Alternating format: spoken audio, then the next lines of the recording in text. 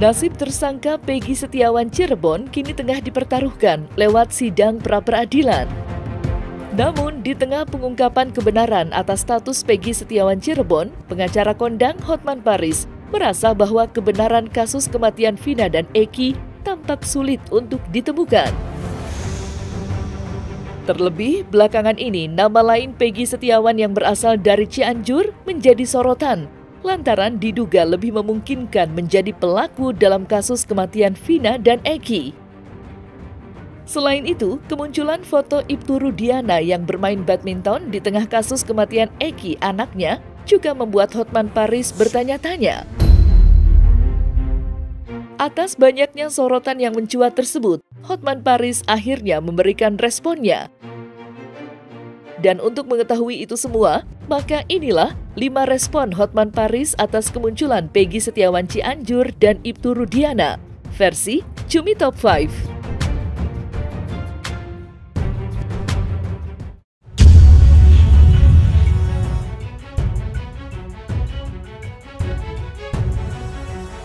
Kemunculan sosok Peggy Setiawan Cianjur menjadi sorotan publik di tengah penetapan status tersangka atas Peggy Setiawan Cirebon.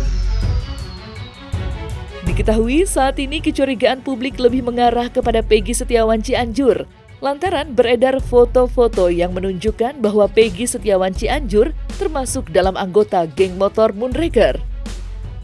Merespon hal tersebut, Hotman Paris mengaku tidak ingin memberikan banyak komentar. Hotman Paris hanya mendasarkan pernyataannya pada berita acara pemeriksaan atau BAP yang menyatakan bahwa 5 terpidana mengatakan Peggy Setiawan bukan pelakunya, sementara hanya 1 yang mengatakan sebaliknya. Lantas, seperti apa respon lengkap Hotman Paris? Dan seperti apa praktisi hukum Herwanto Nurmansyah menanggapi hal tersebut? Bang Hotman, kalau kemunculan Peggy Cianjur, Bang Hotman, gimana tanggapannya kemunculan Peggy Cianjur yang klarifikasi itu, Bang? Saya tidak mau komentar apapun, saya hanya berdasarkan BAP. BAP menyatakan 5 terpidana mengatakan bukan Peggy pelakunya, hanya 1 yang mengatakan. Maka sebaiknya kejaksaan memerintahkan agar semua terpidana di BAP ulang oleh penyidik, tapi harus didampingi oleh tim pengacara dan juga LPSK agar para terpidana ini tidak merasa diintimidasi, agar yakin diri, ya. Jadi saya nggak begitu yakin isi BAP yang dibuat tahun 2024 karena bertentangan dengan BAP tahun 2016. Sebenarnya kalau menurut saya pihak penyidik udahlah panggil aja orang-orang yang diduga bisa mengarah ke pelakunya. Karena menurut saya juga pendapat-pendapat yang mengarah ke pelaku yang kita anggap lah yang dicari oleh kita anggap netizen. Tetapi di situ saya juga tidak melihat netizen juga terlalu liar juga, enggak. Kecuali kalau umpamanya ada 4 DPO, ada 3 DPO, netizen ini sembarang orang hantam sana hantam sini sehingga muncul umpamanya 10 orang atau 20 orang atau mungkin 50 orang. Ya mungkin penyidik juga tidak cukup beralasan untuk melayani kan. Waduh, saya bisa periksa 50 orang, ya pasti penyidik juga pusing juga 50 orang. Tapi saya lihat juga netizen ini cerdas juga. Jadi begitu ketika dia memiliki kecurigaan ya terhadap seseorang, dia didukung juga dengan alat buktinya. Bahkan ada chat-chatnya itu yang 10 tahun yang lalu, ada yang 9 tahun yang lalu. Artinya perkara ini kan 8 tahun kan. Nah ternyata netizen ini bisa mendapatkan chat yang 9 tahun, 10 tahun. Dan itu memang mengarah ke beberapa orang yang walaupun namanya alias ya. Ada yang namanya Dani, Andi, ada Prayoga siapa itu, bahkan ada juga yang menyebutkan ada yang sudah pendidikan di Akpol dan sebagainya kan. Nah kali itu saya tidak berani komentar, kenapa? Karena namanya kemiripannya masih agak jauh sehingga saya tidak masukkan di sini, tidak saya sampaikan. Nah kalau Peggy Setiawan ini sama persis, namanya sama persis, tempat tinggalnya di Jawa Barat.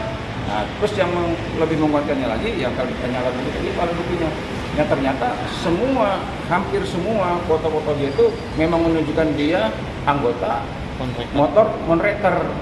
Bahkan itu saya lihat itu beberapa tahun yang lalu dia jadi sekretaris anggota motor Moonraker itu ulang tahun ke-3 tahun gitu kan. Nah kan ada kecurigaan orang kalau dia umpamanya nih, ini dugaan ya, kalau dia umpamanya baru tinggal di Cianjur ulang tahun yang ke-3 tahun, jangan-jangan dia baru 3 tahun gitu kan, karena ulang tahunnya 3 tahun. Nah kalau seandainya dia di Cirebon itu berarti 8 tahun kan, artinya kecurigaan ini bukan hanya ibaratnya hanya capok singgah, tapi memiliki dasar juga.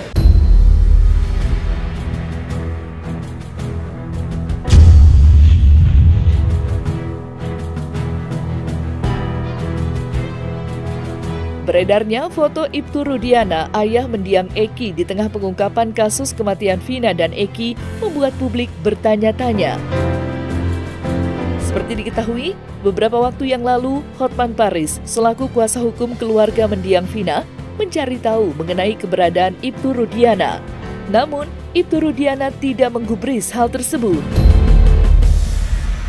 Terkait dengan sikap Ibtu Rudiana yang kedapatan bermain badminton, praktisi hukum Herwanto Nurmansyah menilai ada kecurigaan bahwa Eki bukan anak dari Ibtu Rudiana. Terlepas dari hal tersebut, Hotman Paris akhirnya mengungkapkan keresahannya atas kemunculan Ibtu Rudiana yang sebelumnya dianggap sengaja menghilang.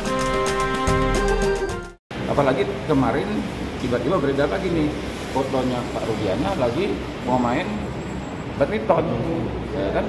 Nah sementara kan anak-anak media kemarin mengejar Pak Rudiana ini kan alasannya terakhir itu kalau nggak salah ada media yang datang ke sana, dia mengatakan saya butuh ketenangan, saya mau ini dulu. Nah tapi lucu kalau sekarang ternyata dia bisa main badminton gitu kan. Nah, ini menambah keyakinan masyarakat. Apakah benar kalau dia itu sebagai orang tua korban kok bisa setenang itu, kok bisa diam seribu bahasa. Nah ini harus dijawab, ya jadi harus menjawab agar apa terciptanya keterlibatan di masyarakat. Rudiana muncul ke publik main badminton pada HUT Bayangkara. Saya dari awal sudah mempertanyakan kelakuan dari Rudiana karena saya menghubungi dia tidak mau jawab. Tahu sekitar 2 minggu lalu ada oknum mengaku dia minta agar kami sebagai kuasa hukum dari Rudiana. Tapi sepertinya seolah ada syaratnya bahwa Peggy lah pelakunya dan kami tidak mau. Ya, anehnya Propam sudah memeriksa katanya tidak ada pelanggaran kode etik. Kalau tidak ada pelanggaran kode etik, kenapa BAP 2016 bertentangan dengan BAP 2024? Pengakuan dari para terpidana yang Anda sudah pada saat diperiksa diperlakukan yang tidak manusiawi, itu harusnya diperiksa oleh Propam. Tapi kayaknya Propam pun tidak cukup bentuk tim pencari fakta. Sekarang bermunculan lagi nih, apakah benar Eki anaknya Pak Rudiana itu menjadi korban 2016 yang lalu. Nah sekarang kan muncul lagi nih, ternyata ada gambar Eki itu tidak meninggal gitu kan. Saya juga dikirimin juga fotonya, coba Bang abang perhatikan jenazah 2016 yang lalu itu Eki itu berkumis katanya. Nah saya juga dikirimin gambar, begitu saya lihat oh iya, kok ini ada berkumis ya? Nah sementara Eki anaknya Pak Rudiana itu tidak berkumis. Nah foto-fotonya banyak saya dikirim ke saya nih. Nah ini agar juga tidak menimbulkan lagi kan keresahan. Nah artinya pihak penyidik harus menciptakan ketertiban agar tidak menjadi liar ya kabar-kabar ini. Menurut saya langkah penyidik sudah tepat kalau seandainya mereka memanggil, yang pertama memanggil Peggy Setiawan yang ada di Cianjur. Yang kedua, buktikan bahwa benar nggak jenazah yang di dalam itu benar Eki anaknya Pak Rudiana. Nah, kalau perlu bongkar, ya kan? Ini demi kebenaran lah, ya terungkapnya suatu kebenaran.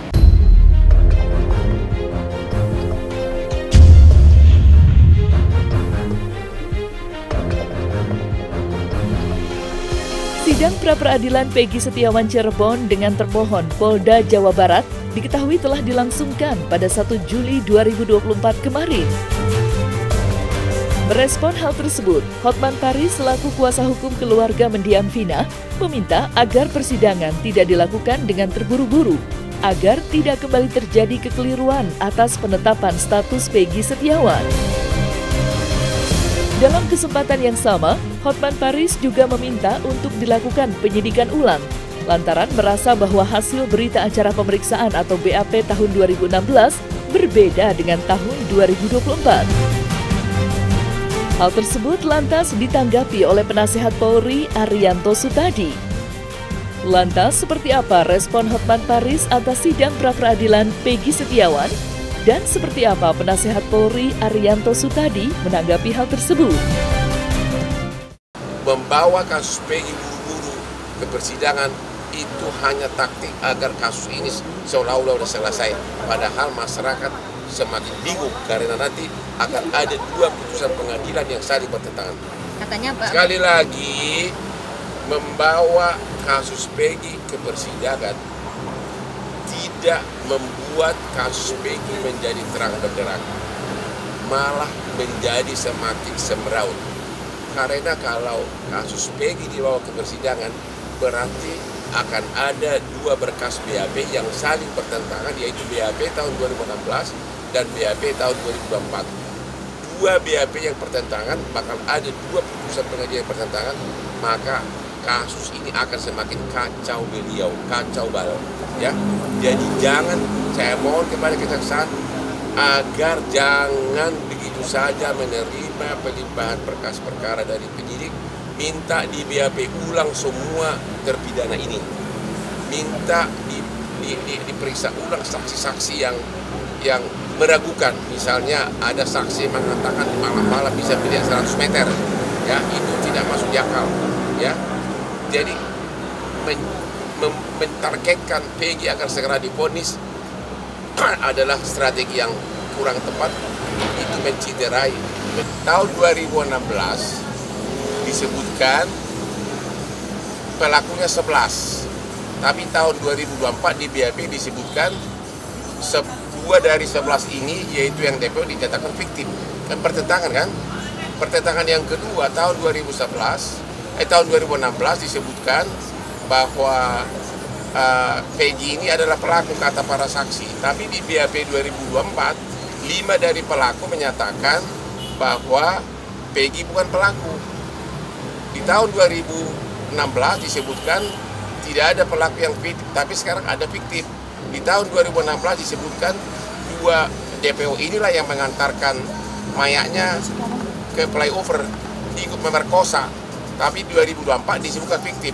Jadi kalau kasus Peggy diadili akan menimbulkan semakin buram, semakin pertentangan kasus.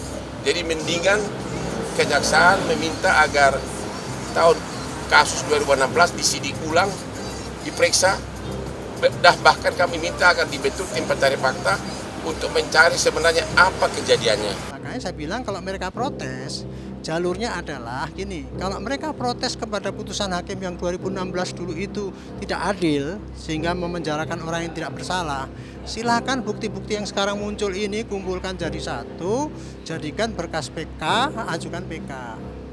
Adapun untuk sekarang pendapat bahwa itu bukan Peggy yang dulu, ini bukan Peggy Setiawan dan sebagainya, itu kumpulkan bukti-bukti itu, nanti di pra-peradilan sampaikan pada hakim, Pak Hakim, bahwa ini TSK Peggy ini adalah bukan Peggy yang sebenarnya, kami punya bukti ini. Nah, mudah-mudahan hakim nanti akan memutus dengan wise, dengan bijak. Nanti seandainya hakim menyatakan bahwa oh ini tidak cukup bukti polisi, ya berarti penetapan sebagai tersangka tidak sah, ya penyidik pasti akan menghentikan penyidikan.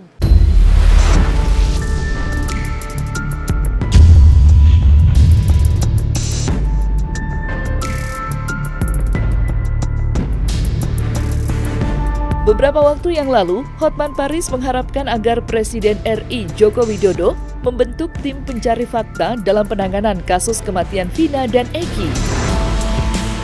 Namun, seperti diketahui, permintaan Hotman Paris hingga saat ini belum digubris oleh Presiden RI Joko Widodo.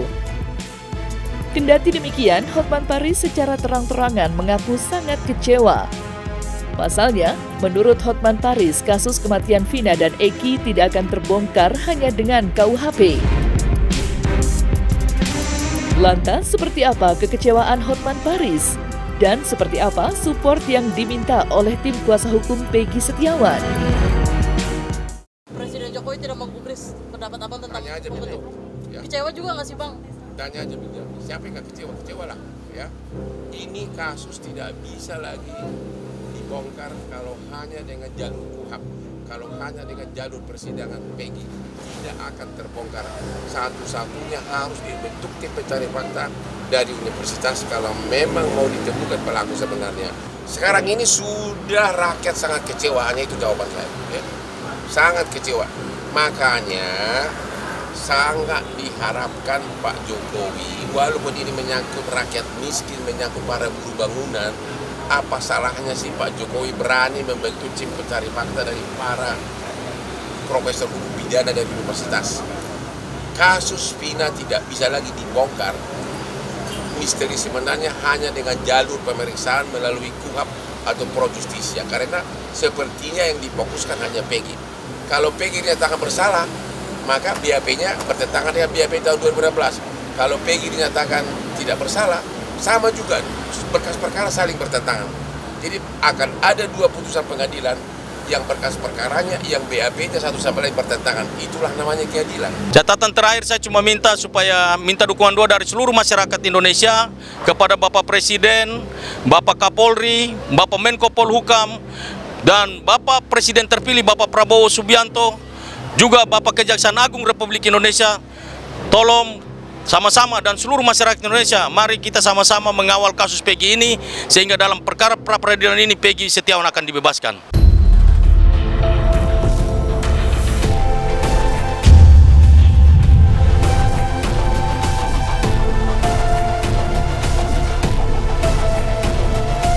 Pengungkapan kasus kematian Vina dan Eki memang penuh dengan kejanggalan. Mengenai hal tersebut, Hotman Paris, kuasa hukum keluarga mendiang Vina, meminta agar penyidik diperiksa. Hotman Paris juga turut menyinggung Propam untuk membantu mengungkapkan kebenaran atas semua kejanggalan yang berkeliaran. Menanggapi hal tersebut, tim kuasa hukum Peggy Setiawan, Insang Nasruddin, menyebut bahwa kasus kematian Vina dan Eki memang minim alat bukti. Lantas, seperti apa respon Hotman Paris?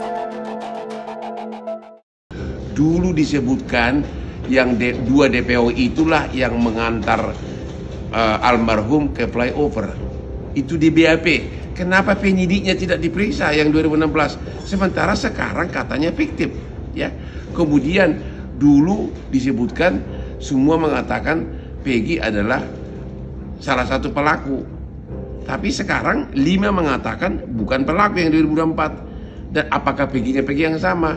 Jadi kunci utamanya itu adalah penyidik di tahun 2016 itu harus diperiksa. Halo Propam, di mana kamu? Tanpa itu nggak akan terbongkar. Keluarga Vina nggak bisa apa-apa karena tidak ada upaya hukum. Kami kuasa hukum keluarga Vina nggak bisa apa-apa karena saya ngerti hukum. Nggak kayak lu hanya ngomong-ngomong monyong.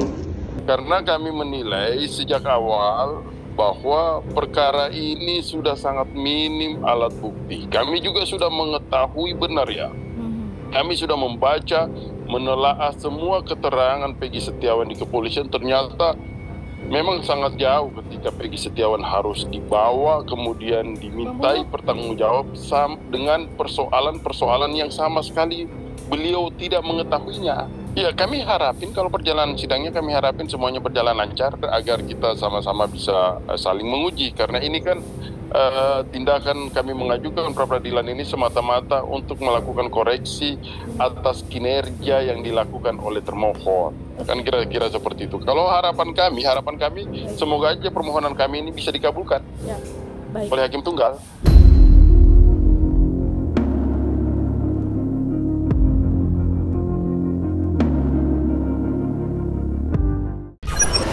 Watch the report.